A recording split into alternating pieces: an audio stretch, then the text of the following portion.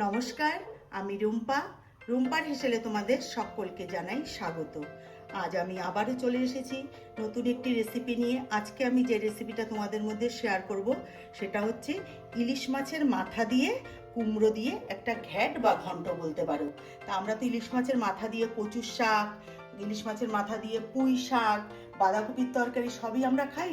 তা আজকে আমি ইলিশ মাছের মাথা দিয়ে কুমড়ো দিয়ে একটা রেসিপি করে দেখাবো। অবশ্যই তোমাদের ভালো লাগবে। যদি ভালো লাগে তাহলে ভিডিওটি প্রথম থেকে শেষ পর্যন্ত দেখো, আর ভিডিওটি ভালো লাগলে একটা লাইক আর সাবস্ক্রাইব, আমার চ্যানেলটিকে সাবস্ক্রাইব করে পাশে থেকো। তাহলে বন্ধুরা, এই যে কুমড়ো দিয়ে ইলিশ মাছের মাথা দিয়ে রেসিপিটা কিন্তু দুর্দান্ত হয়। আর আজকাল তো আমরা আগেকার দিনে রান্নাবান্না সব ভুলেই গেছি। আজকাল আমাদের ছেলেমেয়েরা কিছু সবজি বলে কিছু খেতেই চায় না, তাই এই সমস্ত রান্না সব হারিয়ে গেছে। তা আজকে আমি সেই পুরনো দিনের মা ঠাকুমারা করতেন সেই ইলিশ মাছের মাথা দিয়ে কুমড়ো দিয়ে আজকে আমি এই রেসিপিটা তৈরি করে তোমাদের মধ্যে শেয়ার করছি। তোমরা অবশ্যই রেসিপিটা ভালো লাগলে শেয়ার করো, কমেন্টস করে আমাকে জানিও তোমাদের কেমন লাগলো। তা আজ এই রেসিপিটা তৈরি করতে আমার কী কী লাগবে সেটা আমি তোমাদের মধ্যে বলে দিই। দেখো, এখানে আমি ইলিশ মাছের মাথা নিয়ে নিয়েছি। এই যে এখানে দুটো ইলিশ মাছের মাথা এইভাবে কেটে চিড়ে নিয়েছি। আর এখানে আছে একটা আলুকে আমি এভাবে ডুমো করে কেটে নিয়েছি। আর এখানে আছে কুমড়ো, দেখো কুমড়োগুলোকে এইভাবে বড় বড় করে কেটে নিয়েছি। আর এখানে আছে ছোলা, ছোলা আমি আগের দিন ভিজিয়ে রেখেছিলাম। আর এখানে আছে কাঁচা লঙ্কা, আর আছে শুকনো লঙ্কা, আর আছে ফোড়নের জন্য 5 ফোড়ন, আর লবণ, হলুদ। আর রান্নাটা করব আমি সর্ষের তেলে। তা এটা কোনো বিনা মশলায় আমি রান্নাটা করব, শুধু ফোড়ন দিয়ে করব রান্নাটা। ভীষণই সুন্দর হয়, তোমরা অবশ্যই বাড়িতে একবার ট্রাই করো। তাহলে চলো রান্নাটা করার জন্য এবার আমি চলে যাব গ্যাসের কাছে।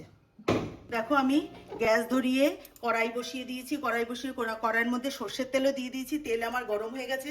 প্রথমে আমি ইলিশ মাছের মাথাটা ভেজে তুলে নেব। তার জন্য দেখো, আমি মাথার মধ্যে নুন হলুদ মাখিয়ে নিয়েছি। এবার আমি এটা ভেজে তুলে নেব।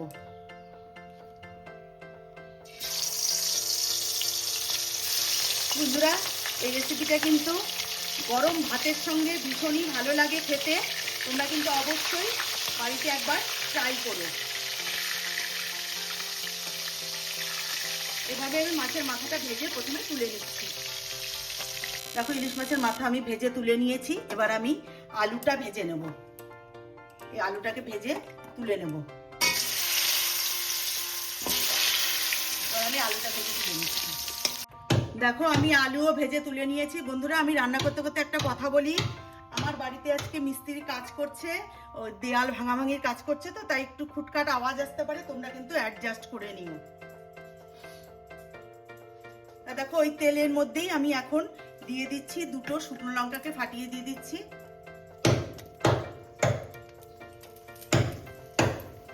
আর দিচ্ছি দুটো তেজপাতা, তেজপাতাটা আমি দেখাতে ভুলে গেছিলাম।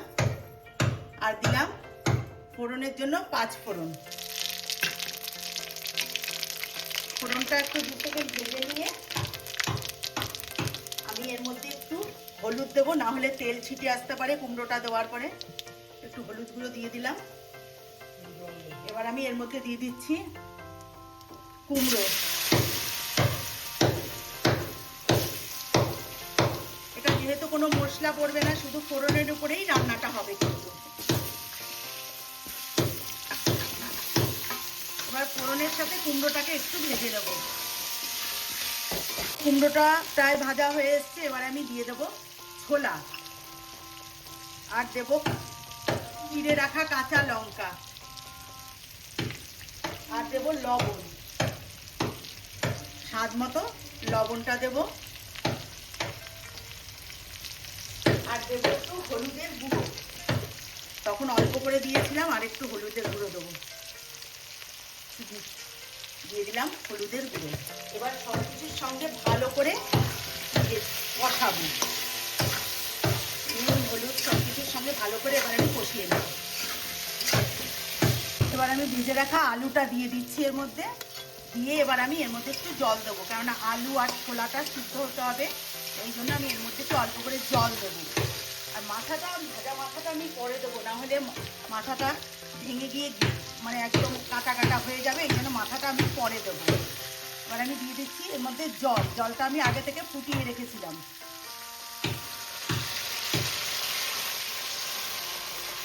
এর থেকে বেশি আর আমি জল দিচ্ছি না, এইটুকুনি জলই আমি দেব। এবার আমি ঢাকনা দিয়ে ঢেকে একটু সিদ্ধ হতে দেবো। এবার আমি ঢাকনি দিয়ে ঢেকে 5 থেকে 7 মিনিট আমি সিদ্ধ হতে দেবো। ঢাকনাটা উঠিয়ে নিলাম, মিনিট 5 আমার হয়ে গেছে। এবার আমি ভেজে রাখা মাথাটা আমি দিয়ে দিচ্ছি। দিয়ে আমি এবার ঢাকনা আর ঢেকে রান্না করব না, এবার আমি ঢাকনা ছাড়াই রান্নাটা করব। মাছের মাথাটা দিয়ে দিলাম, দিয়ে এবার আমি কিছুক্ষণ এটাকে রান্না করব। দেখো রান্নাটা আমার প্রায় হয়ে গেছে, আলুও সেদ্ধ হয়ে গেছে আর কুমড়ো ছোলা সবই সেদ্ধ হয়ে গেছে। মাথাটাকে আমি একটু সামান্য ভেঙে দিয়েছি। এই যে ইলিশ মাছের মাথার দিয়ে এই যে ইলিশ মাছের যে গন্ধটা, স্মেলটা এত সুন্দর, এই রান্নাটাকে আরও দ্বিগুণ স্বাদ বাড়িয়ে দেয়। তো তোমরা কিন্তু অবশ্যই একবার এইভাবে রান্নাটা করো, দেখবে ইলিশ মাছের মাথা দিয়ে কুমড়োর তরকারিটা এত ভালো হয়, গরম ভাতের সঙ্গে ভীষণই ভালো লাগে। আমার কিন্তু হয়ে গেছে, এবার আমি গ্যাসটা বন্ধ করে নামিয়ে নিয়ে তোমাদেরকে দেখাচ্ছি। দেখো আমার রান্নাটা হয়ে গেছে, আমি নামিয়ে নিয়েছি। এবার একটা পাত্রে উঠিয়ে নিচ্ছি। আমি কিন্তু এর মধ্যে কোনো চিনি দিইনি, কারণ যেহেতু এটা মিষ্টি কুমড়ো, তা তোমরা চাইলে কিন্তু একটু চিনি দিতেই পারো, কোনো অসুবিধা নেই। তা আমার এই রেসিপিটি যদি তোমাদের ভালো লাগে তাহলে লাইক, শেয়ার, কমেন্টস করো। আর বাড়িতে অবশ্যই একবার ট্রাই করো, দেখবে ভীষণই ভালো লাগবে। আর আমাকে কমেন্টস করে জানাবে তোমাদের কেমন লাগলো। তাহলে আমার চ্যানেলে নতুন বন্ধু হয়ে থাকলে চ্যানেলটিকে সাবস্ক্রাইব করে নিও। আর ফেসবুকের পেজ থেকে দেখলে ফেসবুকের পেজটিকে কিন্তু অবশ্যই লাইক করে দিও আর ফলো করে দিও। তাহলে বন্ধুরা আজকের মতন ভিডিওটি এখানেই শেষ করছি। ভালো থেকো, সুস্থ থেকো, নমস্কার।